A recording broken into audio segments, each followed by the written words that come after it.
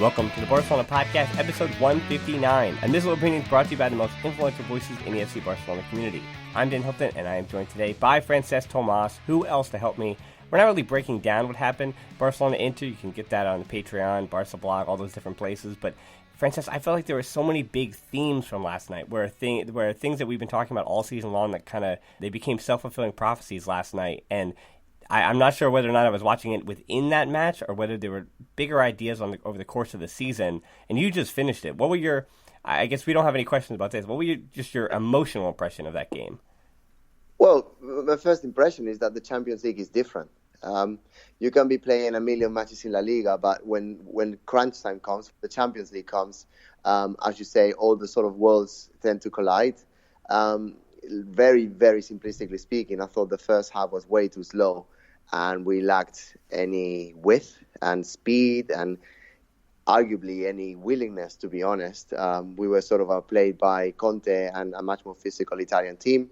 On the second half, especially once Busquets came off and Frenkie and Arturo basically stepped up. Obviously, the inclusion of Arturo Vidal also helped. It was much more dynamic, much more organized, much more purposeful. And basically, Suárez managed to find the goal once again.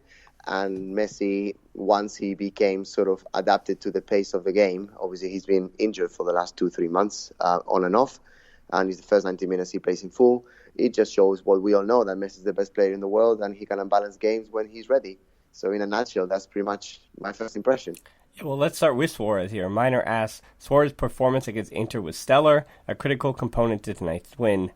Can we rely on Suárez to perform like tonight for the entire season long? And, I guess I'll go first on this one, Francesc, if you don't mind. That, Sure. It seems to me that the discourse here is two different camps. It's that Suárez needs to be dropped and he's just not good enough. And it's those who say, well, I told you so, he's still utter class. And I think the role he played, look at when the goals came. Coming in the 58th minute and then again in the 84th minute on those two. Again, wonderful goals, sure, and he's had this season when he's put it in the back of the net, they've been bangers, but I think for Suárez, he could do those same things coming off the bench, right? He wouldn't have to start every single match where it looks like he's just consistently getting penciled in as a starter game in and game out, right? I think there's a balance there to be found where not even slowly weaning him out of the rotation, but rotating him and having him not start every match and not be running on those, we know, terrifically healthy knees, which we know is not ever going to be the case anymore. So I think he's still a class player that's capable of finishing. And can he perform like that tonight for the season? Sure, but he's going to have to be rested and rotated, and he's just not going to be able to be plugged in every time to that starting lineup. And what we've talked about many, many times, and we get questions about this every week, and I apologize for those down our question list that have asking the same thing. But, to get the best out of Griezmann, we've talked about this as well, that he should probably be playing regularly at that number 9 spot. And that would mean that Suárez has a spot on the bench, right? And I think for the betterment of the team, my belief is that Suárez is the first forward off the bench. And Antoine, if that's what the game calls for, it might also call for some wingers. But if Dembélé is able to be healthy, and even though I know he likes the right wing at Barcelona better than the left wing, I think there has to be some kind of rotation to get the best out of everybody, Suárez included. So I don't think this means that he should be penciled in to be the starter for every match within the next 5 months. It just means that I think I don't think it changes anything for me. I think it just means he's still a class striker that can put his foot behind a ball and can score some goals. And I think there is room for him in this Barcelona squad to do that. Yeah, I don't think he was stellar at all.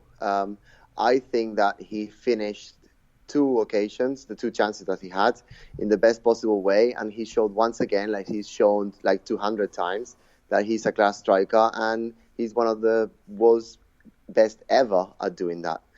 So that doesn't surprise me. The fact that he was out of form and out of touch doesn't surprise me either. That certainly happened during the first half. But then again, he's someone who really depends on what can be provided for him. His fight, his hustle, his elbowing, his opening of arms, his falling on the floor, getting back up. He's whining, moaning, unsettling defenders. Honestly, nothing from Suárez surprised me yesterday. It was a textbook performance from what Suárez is today. He's a player who continues to be effective, definitely in front of goal. I'm happy he finally broke his really terrible performances in the Champions League in terms of 10 games played, 1 goal scored over the last 2 years. So he scored double as many goals in one match as he did in 2 seasons in the Champions League, which is brilliant. But I wouldn't say he was stellar at all. The same way I didn't think he was that terrible last time round, I didn't think he was that great either this time round.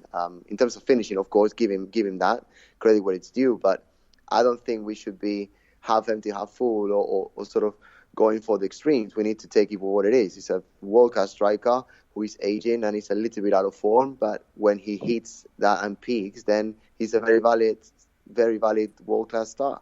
Yeah, my frustration with him yesterday was when you mentioned about we call them the dark arts, and that's a compliment to your player when your player is the one causing all the ruckus. And I thought the referee, I'm not very critical of referees often, but I thought the referee did not have a very good time controlling that match. There were inconsistent calls on different tackles, and Suárez trying to play into the confusion maybe on the official side about which the correct calls to call. And my frustration was that there were times when I don't think he had to body the man first before he received the ball when he was on the touchline.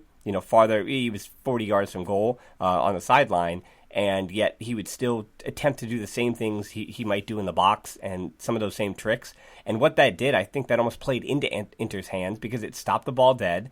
Barcelona did not have a free kick in an advantageous position. It's just stuck on the sideline. And now Inter even had time to set up their defense in case Barcelona were attempting anything that would be considered a transition opportunity, which obviously in the first half didn't happen at all. And the transition I have there, not only was Suárez, I think, not helping it in that regard, but James and Gertie both asked similar questions. James, are we better with Busquets on the bench? And Gertie asking, tactically speaking, can we have De Jong and Busquets playing in the same team? And why we bring this up is because the second goal there, Arturo Vidal, for all that's been given to him, it seems like he's fitting into that bench role, coming off, trying to change the game by adding something different. And what he'd added different was by bringing on Vidal, De Jong moved back into the, not the Busquets role, but we'll call it just a number 6 role. Whether or not that's we're talking about Busquets in that, he is a defensive midfielder, sure, but De Jong wound up being in that defensive midfielder number 6 role for Busquets, and that meant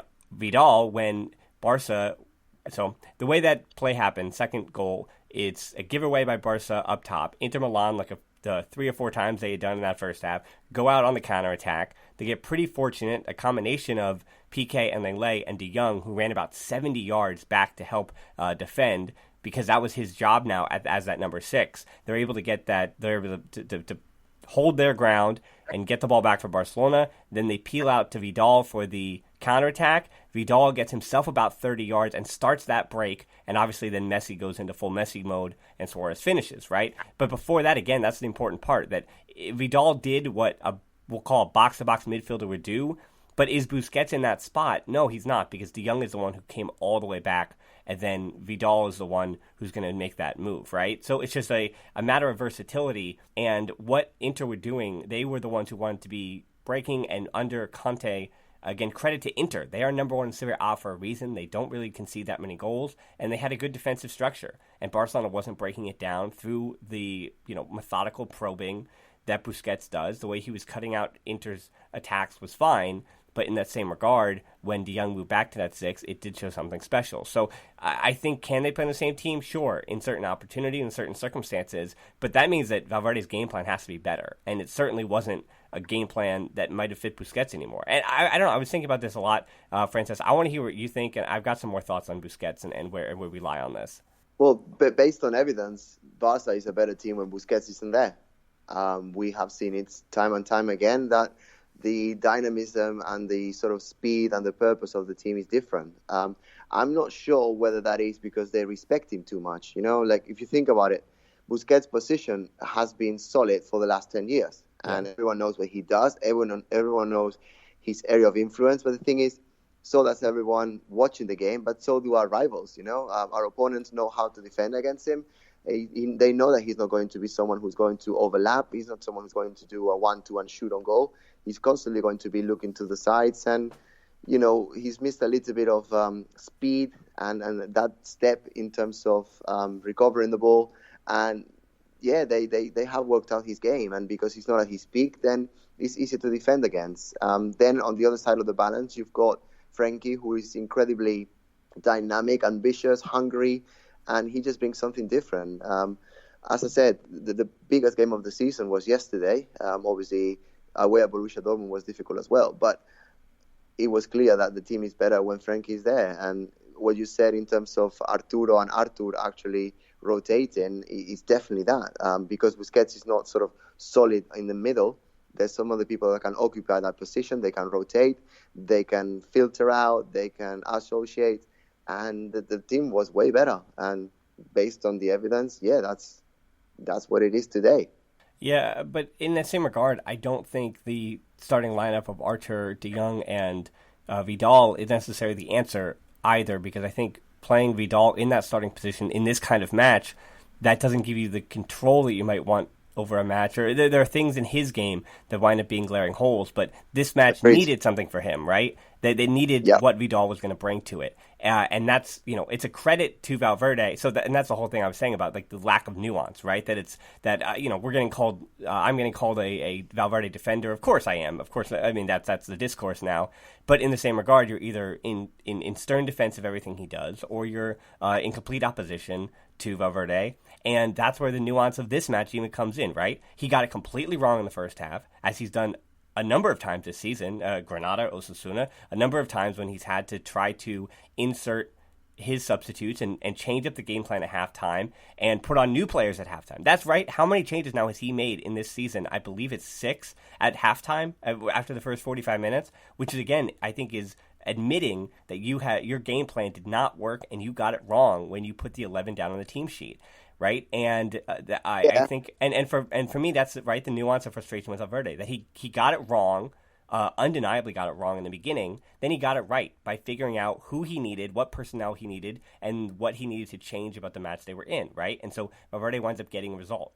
Now, on the point about Busquets, in that, it just really depends whether you want to see the glass half full or half empty. You can argue that he gets it wrong in the first half, but then again, you don't know how the game's going to be once the game starts. And the fact that he can react and think on his feet actually is very good. You can argue that he's got a stacked squad. You can argue that there's people like Dembele and Arturo Vidal that were on the bench to start with. Obviously, Ansu Fati was injured, but he could have been on the bench as well. You've even got Rakitic on the stands, so he's got a lot of quality. And once the game unfolds in front of his eyes, he can react to it. And I think that's quite skillful. I don't think he's the right coach for Barca. I'm not saying that, but I don't think you can take credit from him in terms of he knows how to react to what he's seeing in games, and I think that's quite good. Yeah, that's my point. I agree with you that there's bad, but then there's also good, and it's defining what Valverde can do still at this moment, and that's the whole thing. That the reason he hasn't lost his job yet is because there is not that there's hope, but Barca are not going to play the way that everybody wants Barcelona to play maybe under Valverde, but Valverde has a team and a personnel, and by doing the right things at the right times, he can get results, right? And that's what we've been saying about him for years, that he seems to be getting results, and there are on 4 occasions when he didn't get results that everybody wants to always bring up, because it was, a moment when managers have to get results in those situations. But we've been through this a million times. Back to Busquets, what I do want to mention is that I agree with you on the part about him being a legend and all those different things, but I do also want to bring up something I was wondering the other day, right? That in the days of Xavi, Iniesta, Busquets, and we always talk about that Pep Guardiola team, and it's going to be, obviously, it was one of the greatest teams ever put together, and it's a standout moment, not just in Barcelona's history, though, but in world football and the way that it influenced everybody else. I mean, last week I was doing a college game, right? And I was broadcasting a college soccer game here in the United States, right? So I'll call it soccer because it's here in the U.S. And in that match, the team that I was working for was the number 1 team in the country in Division 2. So not Division 1, but Division 2. It's a lower level. And the other team did not have a great record. And yet the other team, not the number 1 team, continuously attempted to pass out of the back over and over and over again and build up through players that probably weren't up to it. right? And they just continue to just over and over and over again. And the reason you saw that is because that's what happened. With Guardiola, it disseminated down and down and down, and it was happening around him as well in different places. But this idea that it has to be, build a slow build up, coming from the back, spacing out an opponent, finding those passing lanes, and then being able to use that later on in a match to counterattack. Because once you break the press, then you have a numerical advantage. And then that's, as much as people want to call it tiki-taka, or all the different things that Guardiola does, the primary idea, right, that succeeded with Busquets and Xavi and Iniesta and Messi helping out, dropping in that midfield as well as a false nine, is that Barcelona always had a numerical advantage. So now in the way that world football works, though, where we've seen it, Norwich defeating Man City this season, and Guardiola, for all that he dominates, and there's a reason why Man City defeated Watford 8-0, right? That when Man City runs on you and breaks you down, you are broken, and that's what it does.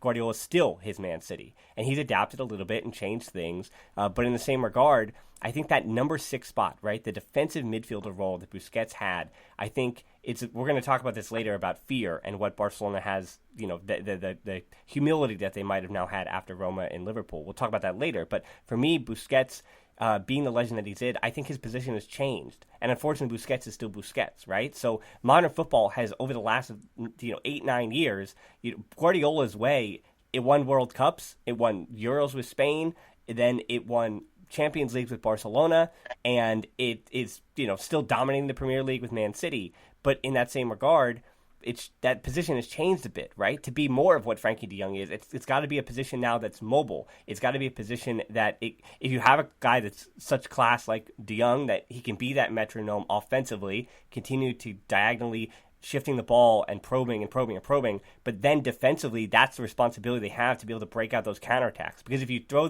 so many body forward, including the number 6 role, he's going to have to make up that 70 yards in the kind of seconds that I don't think Busquets can make up anymore. And I think that's where, in modern football, Busquets' job is only now 85% fulfilled by the over 30 Spaniard that we see in Busquets. And I think it's not that it's nothing that has to do with his game. I think Busquets is still the legend that he always is, but I don't know if modern football if he's been able to adjust his game with modern football. Does that make sense, Francesc?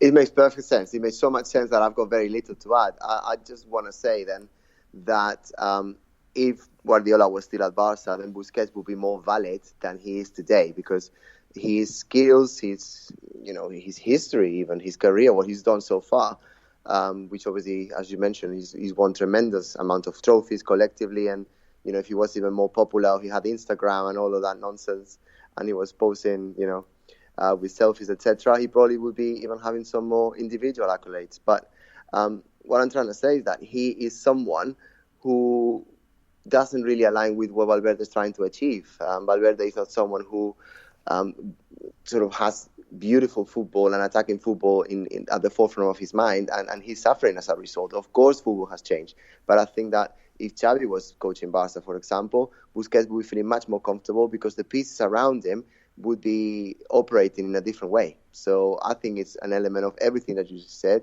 and also the fact that Valverde is the manager and he's just not a Barca-bred, La Masia-oriented Cruyffism sort of guy, and that's where we are today. Well, Carlos asked, and this is around the same topic, but a little bit different, do our supporters have any humility? Is there one single club we show respect to? This Inter before today had allowed 3 goals and are top in the league. If you follow social media, you think we're playing Cadiz. People on the boards and Twitter talking about Europa League. And I think Carlos is on to something there, but you and I have spoken about this before, where when I was doing the preview about Inter Milan, and I was actually surprised, and that's the whole thing, right, that I took the time. It was up on YouTube. I picked the 5 players that were worrisome to me, and not very good. Dan. I watched that. Well, not to pat, brilliant. Well, not to pat myself on the back, but all 5 wound up featuring very importantly in that match. So Inter, and what that says to me though, that's interesting, is that Conte's system, a new manager at Inter, has already made things work by the fact that I could predict who his 5 most important players were going to be, tells you that he knows exactly who he's relying on already in a system that he's comfortable with, right? And so that's what I, though, learned by researching Inter, who I last thought was, okay, they're a shell of what they were when they won the treble about a decade ago under Jose Mourinho, and they really haven't. They're not AC Milan, who are an utter mess, but they're somewhere between utter mess and functionable, I think, is what AC Milan is. But Inter Milan, I figured, were just a little bit better than AC Milan or whatever. But again, doing more research, I found out that Inter really has been on the up and up, and then Conte is almost the final piece to put the thing that they've been building over the last few seasons together to make this jump in Serie A and try to contend across all competitions, right?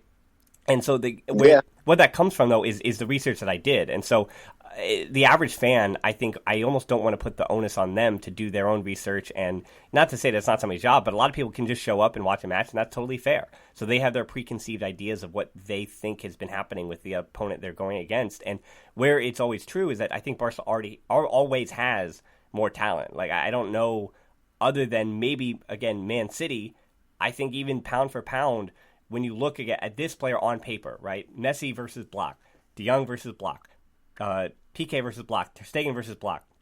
You're going to put the check, and this is just like how we do fantasy in the United States. You're going to put the check mark next to more Barcelona names than the opposing team. And I think that happens across the board, every team in the world. So that's where that juxtaposition comes in, where Barca have the best players and should be winning, sure.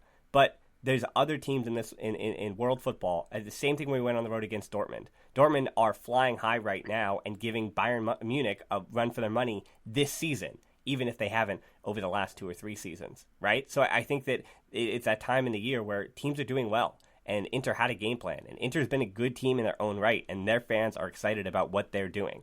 But Barcelona, just because they have better players, doesn't mean that results are guaranteed. So it really is a juxtaposition between those two things. For sure, and the key word here is vision. When you watch Inter play on the Camp Nou, you know that that's a Conte team.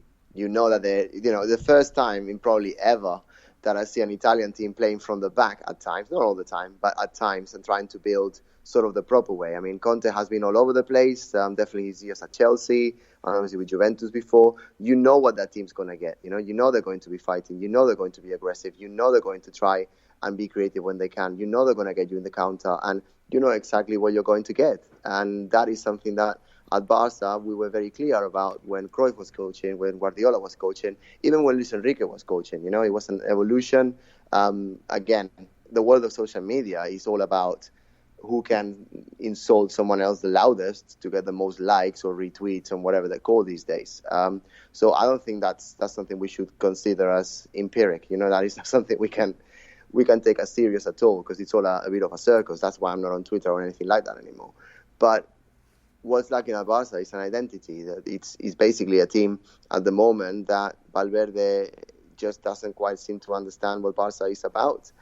He's just trying to build a team that doesn't lose many games, that are solid at the back, and they over-rely on Messi in order to build forward, and that's why a lot of people in the fan base within Barcelona and obviously Catalonia and beyond are not very necessarily happy or in love with what's going on.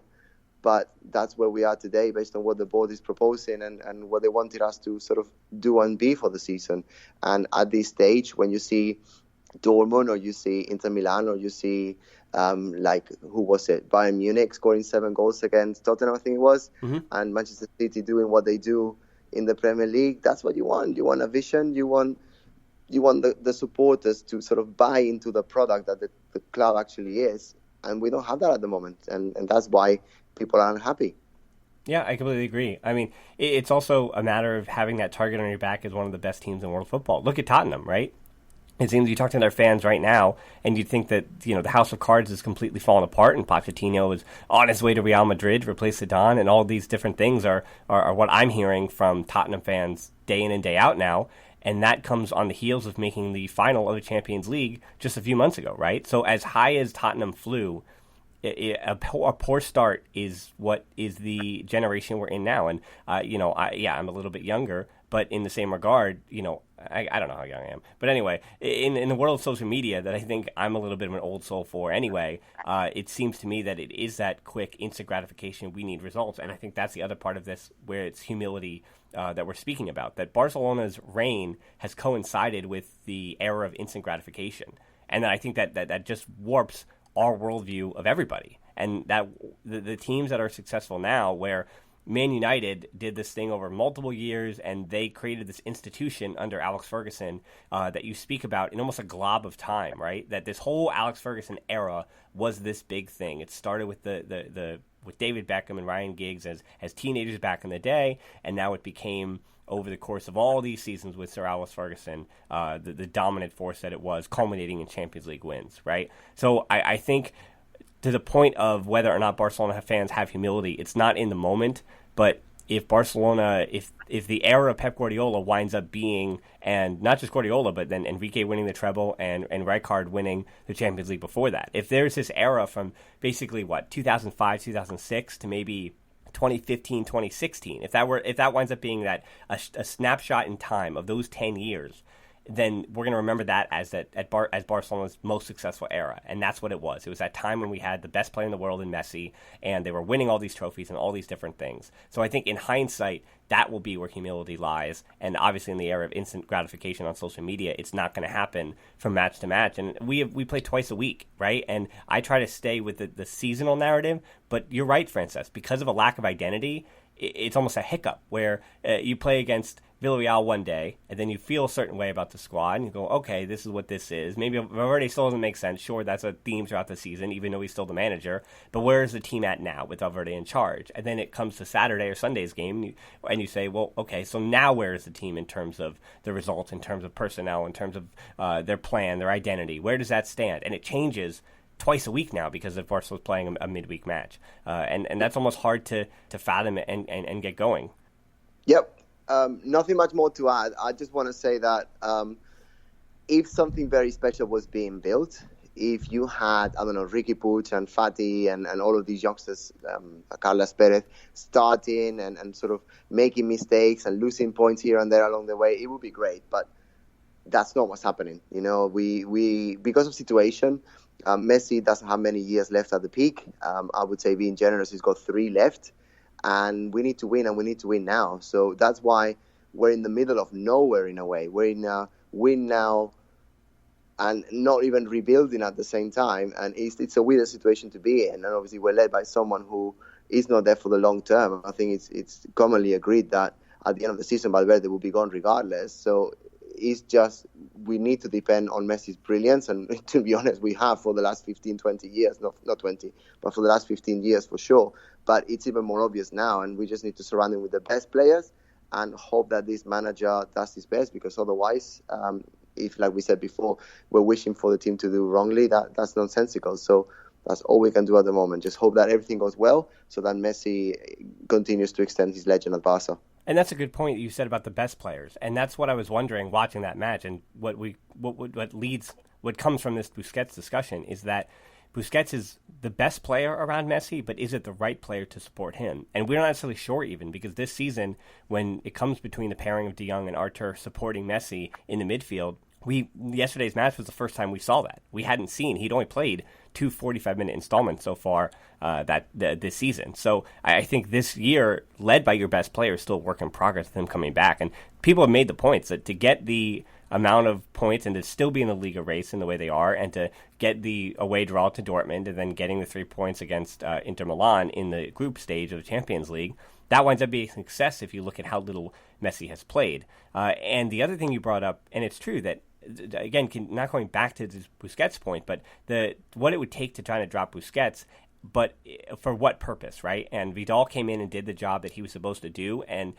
that's why Barca turned things around. He really was a big catalyst for turning it around in the second half. And Dembele came on and using the width of the field and his speed and taking on defenders, it unearthed something in Barca that they hadn't seen so far in the game. And Christopher asked, will we get to see Alenya again anytime soon? And it comes to the point of whether it's Alenya, whether it's Puig, that's the conversation I think that I think is where this should shift. And it's not to be critical of Busquets. Again, this isn't knocking down Busquets, but you're trying to get the best out of Barcelona in certain matches, particularly against Inter, that a team that is just so defensively sound. So to me, if you're against a defensively sound team like that, De Jong probably should be your number 6. And then you have to go with an Alenya or a Puig. I'd love to see that. It's going to be Vidal for a while, but do you go with Alenya or Puig, who, even Puig for Barca B, that's exactly what he does, right? That he's a little more protected in front of De Jong. So Puig isn't necessarily just an attacking midfielder that doesn't do any defensive work. He might have a smaller frame, but he does defensive work in the same way that Xavi and Iniesta did, more in line Iniesta, where how many times do you remember Iniesta coming in with a biting, crunching tackle? No. He cuts out the passing lanes. And that's what Puig is. That is what La Masia can still hang its hat on. That defensively, for all we talk about the attacking flair and all the technical skill of all of these midfielders, cutting out those passing lanes and basically preventing having to defend in the way that your desperate last gasp tackle that we saw a lot from Nelson Semedo, unfortunately, yesterday. And that's no discredit to him, but Barcelona were cut out and they were stretched out in a tough position. If they cut out those passing lanes and get the press right from the start, Inter Milan never even get across midfield. And so, that's a question where you don't know, obviously, if a 20-year-old in Puig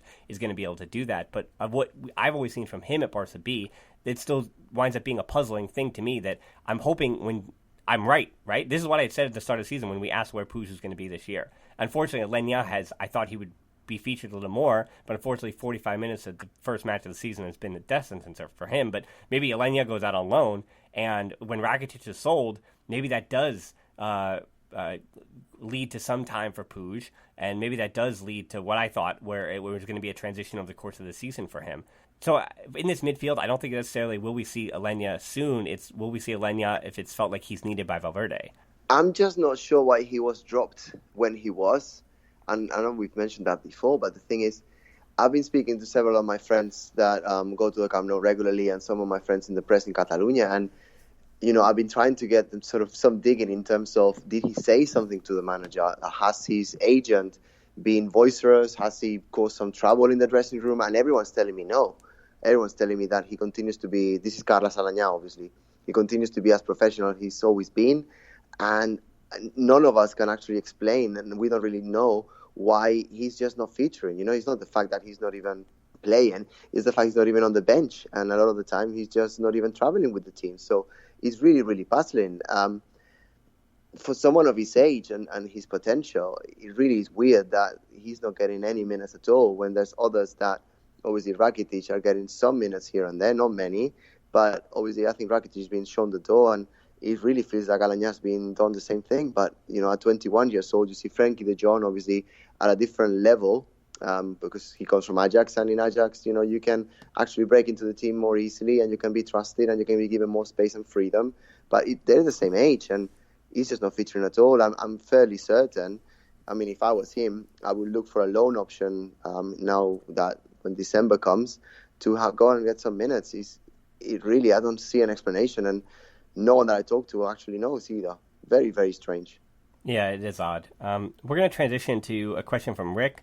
Materazzi commented on Marca, which is, as we've talked about before, a really trustworthy source for, can't get to it, Francesc, that Barcelona seemed to have lost its fear factor, and clubs no longer are afraid of playing the team despite having Messi. And so Rick asked, do you think his comments were accurate about Barcelona having lost their fear factor and clubs no longer afraid of playing them? If you believe so, how do we regain that fear factor, or must we be humbled and conceding that it'll take a lot of time in reconstruction to regain our supremacy? So, summing all that up, Materazzi had said teams aren't afraid of Barca. Are teams afraid of Barca still, Francesc? No, clearly not. We were ridiculed and embarrassed in the Champions League for the last, arguably, 4 years, definitely in Roma, and definitely last year in Liverpool as well. So no, why would they be scared? We've got Messi. It has been proven that if you're a very sort of organized opponent and you close pretty much the center, you can't stop Messi.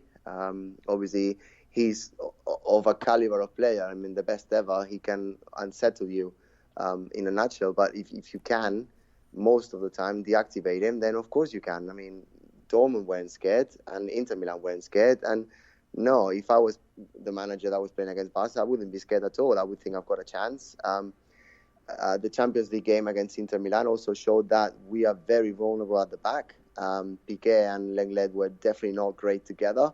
In terms of speed, a couple of times it actually had to be Semedo, has been heavily criticized, that he is all the time.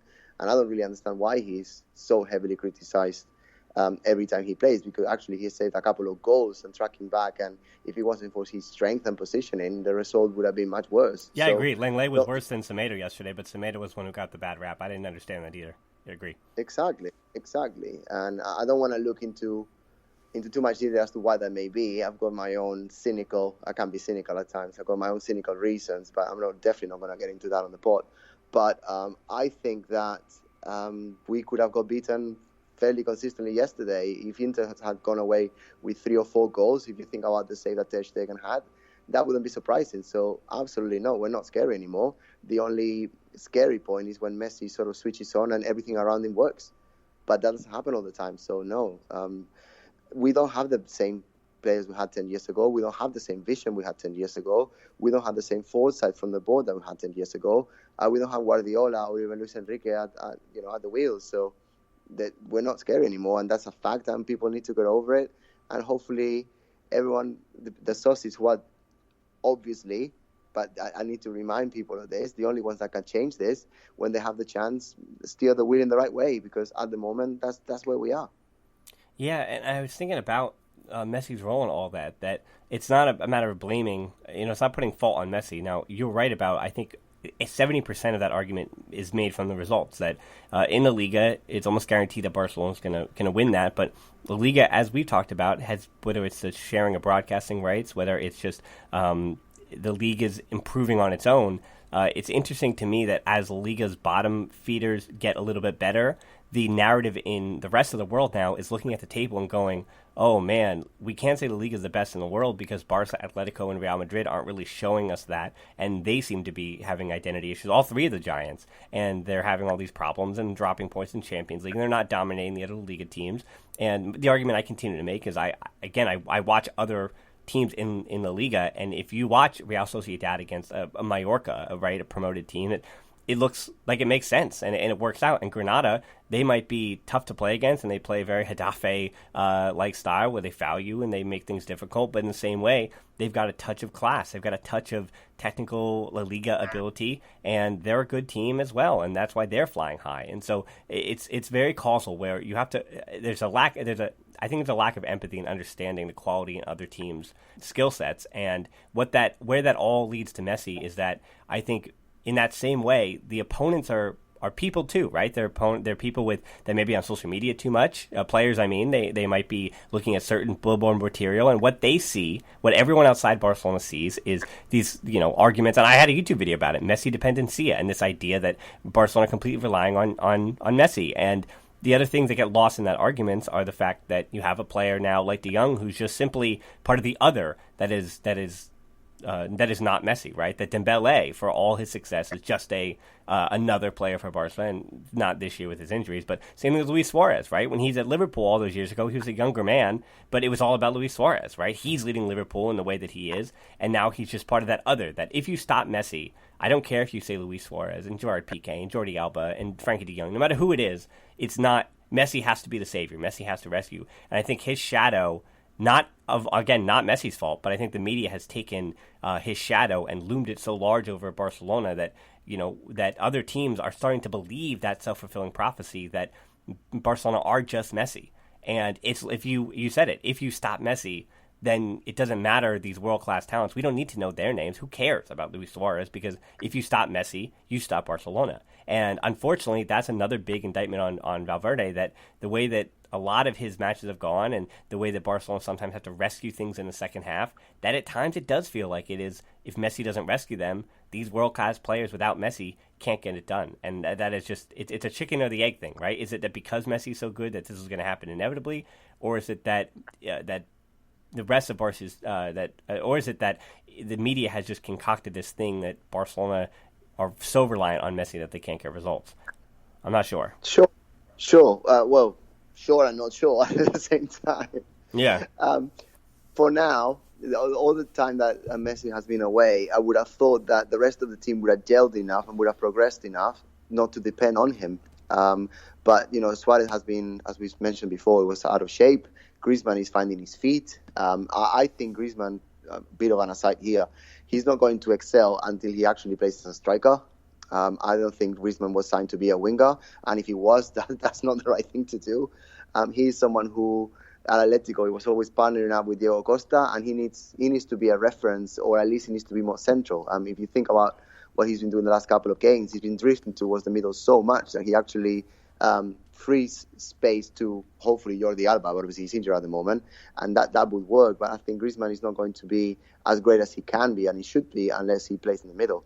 And coming back to the point, there's been enough time for people to gel and to be able to get away from Messi dependencia, but the moment Messi comes back, he just goes back to the same place, which is giving the ball to him when things get difficult, and that's really easy to stop.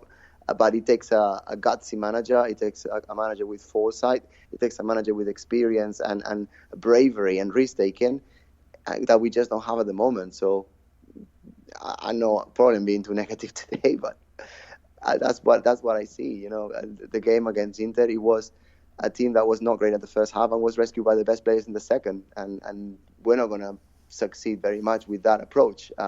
Hopefully, shape, form, etc. gets regained throughout the season, but not feeling as optimistic as usual today. Yeah, Andre asked, this will be the final question here. For the past couple of matches, it seems our central defense is the problem. Do you feel it's time to change one of them? But who do you drop? Because both of them have been at fault in the past. And I've said a lot of it is systemic because they are getting caught so far upfield. And again, when you had, last year in particular was worse, I think, than this season, when you had Busquets and Rakitic getting involved and then not having the pace to be able to come back and break those counterattacks like De Jong did in the second half, then it does leave Piqué and Lenglet alone on an island. And they don't have the breakneck speed that Umtiti and Todibo have. And I've been thinking a lot. It's when players are on the bench, that's really when I tend to think about them, and we tend to see them as the answer and the savior. But Todibo is still just 20 years old. He didn't really feature much for France in the U20 World Cup, right? He was down. He was if he's sitting on the bench and down the depth chart for the France U20 World Cup, how is he going to just take over Piqué's spot at Barcelona, right? That's a crazy thing to say, and clearly there are things in his game he's not ready for, sure. But I think the Piqué point, and I think Lenglet to a degree as well, that Lenglet has not been as good as he was last year, right? He had, just like Umtiti, in his first full season at Barcelona, I don't know what it is about these French left-footed center backs, that their first season at Barcelona is sparkling, right? And they're tremendous. And Umtiti's, we blame on his going awry was because of the workload and the knee injuries and all that. But Lenglet has not been in the same form that he was a year ago. He just seems to be off it at times. He just seems to be unfocused in terms of where he is on the field, and so his ability to cut out those things, and it's not about his age or anything. I mean, he just might be only as fast as he is, and that's just who he is. And it's still in his early 20s.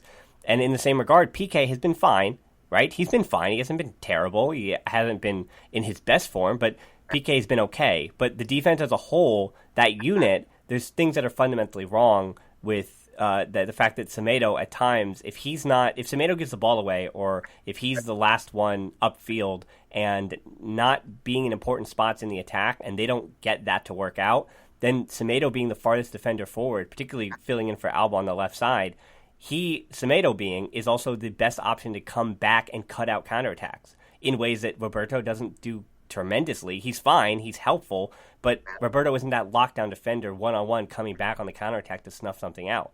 And then Piqué and Lenglet are just wanting on steps and wanting on positional sense together.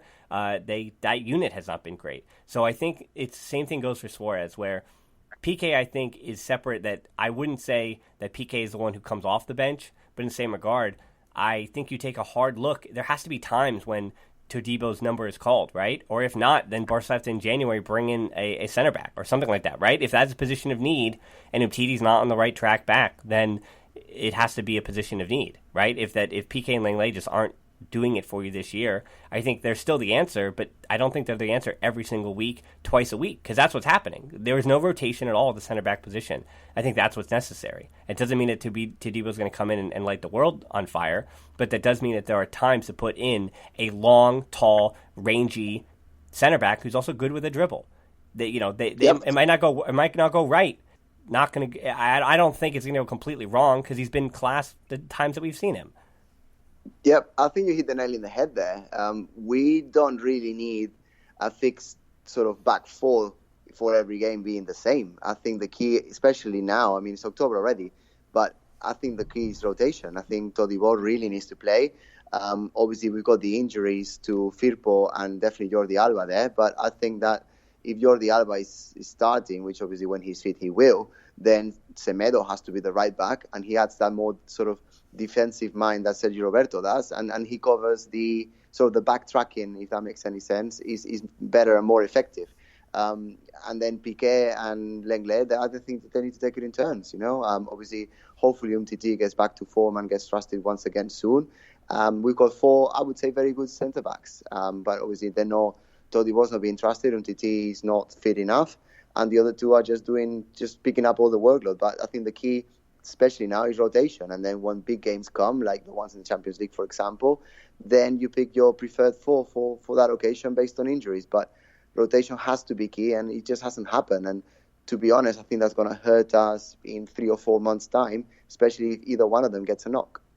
Yep, and then the one off here about the defense, Cole asked, when does Wagué deserve a chance to prove himself into breaking the team? And to Cole, I would say that Wagué was, I think, Barca's worst performance in the preseason, and he is still a very, very young defender that is training with the first team. And for the things that Wagué might be able to do, even eventually, that Semedo doesn't necessarily do, and I think about Wagué, I think is a better crosser than Semedo at this point, even already in his career, even though he's a few years younger. But Wagué's issues in the preseason were all defensive, that he just, not even that he was out of position, but his tackling wasn't really clean. He was caught out. He picked up some yellows in times when a better defender might have just made the right tackle.